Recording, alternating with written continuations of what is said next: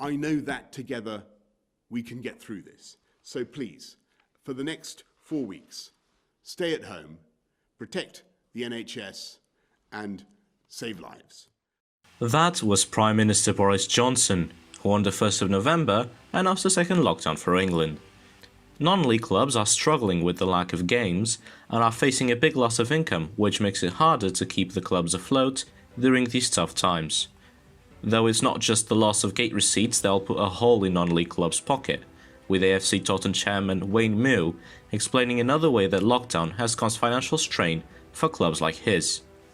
Yeah, it takes a lot more to keep the club afloat. Than the games. What the other part of it that causes the problems is that we're not allowed to have any events at the club. So we would usually have 2 or 3 events a month in the bigger bars, such as birthday parties, wedding receptions, and things like that. So that's where a lot of our income is being lost at the moment. Another club struggling with the second lockdown is Sholing FC. Dave Diaper, Sholing's manager, is hoping to have the cancelled fixtures revised, as the club is going to miss the revenue from at least 6 games that have been cancelled due to lockdown. It's very frustrating because it's like starting like all over again, really. You know, it's like these mini season sort of breaks. I mean, 4-week break is quite a long time in football, really. That's 6 games which we haven't played. I think 4 of those would have been home.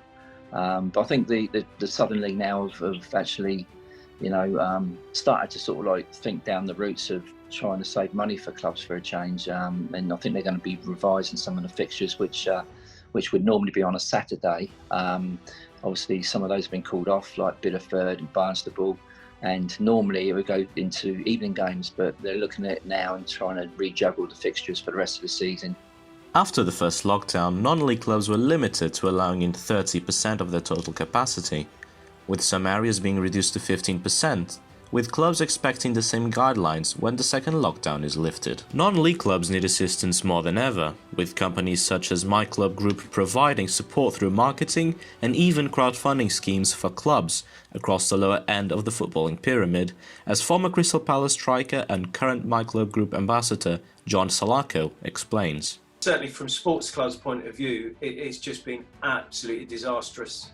So any kind of revenue generating schemes, or anyone can help gain grants and help them get back to playing safely, training and playing, is just so crucial, I think, to your mental well-being, to the financial well-being of coming out of this and going forward.